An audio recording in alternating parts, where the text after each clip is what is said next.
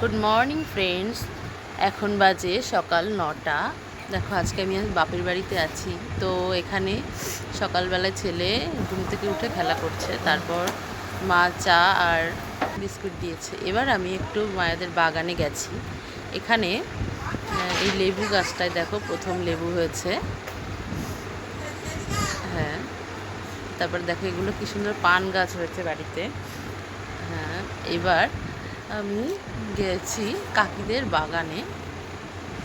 এখানে দেখো একটা একটা ফুল গাছ, আর এখানে হচ্ছে লজ্জাবতী গাছ হয়েছে, সেই গাছগুলো একটু হাত দিচ্ছিলাম।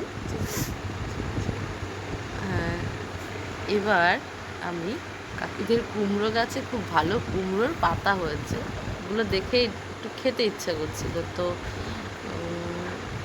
এবার কুমড়ো পাতাগুলোকে আমি একে একে তুলছিলাম।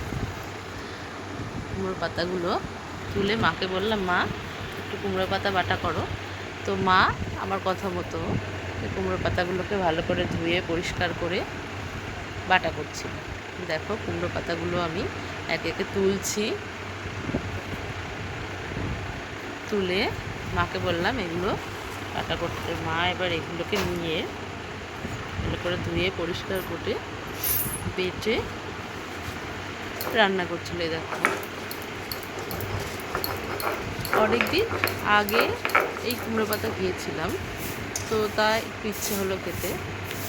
কুমড়ো পাতা বাটা হয়ে গেছে রান্না। এবার মা দেখো একদিকে কুমড়ো পাতা বাটা হচ্ছে, অন্যদিকে মা চিকেন করছিল।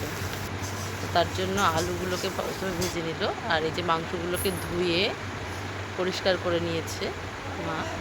ধুয়ে এই যে আলু ভেজে তার মধ্যে যে মশলাগুলো দিয়ে দিল, মশলা ভেজে তারপর ওর মধ্যে মা চিকেনগুলোকে দিয়ে দিয়েছে। চিকেনগুলো আস্তে আস্তে কষিয়ে নেওয়া হচ্ছে। তো এরকমভাবে আস্তে আস্তে রান্নাটা হচ্ছে। এর মধ্যে ছেলেকে আমি স্নান করিয়ে ওকে রেডি করেছি, মা এদিকে রান্নাটা করছে। তার মধ্যে বাড়ি চলে আসবো, এর জন্য সব কিছু আমি এদিকে গোছাতে লাগছিলাম। মাকে বললাম, মা তাড়াতাড়ি রান্নাটা রেডি করো, আমি বাড়ি চলে যাবো। কেননা ভোট দিতে এসেছিলাম, এর জন্য আর বেশি দিন থাকা হলো না, একদিন থেকেছিলাম। তো মা রান্নাটা প্রায় রেডি হয়ে গেছে। এই যে মাংসটা কষাচ্ছে, আর করেছিল একটু ফ্রাইড রাইস। তো এই যে ফ্রাইড রাইস করেছিল, আর তার সঙ্গে চিকেন।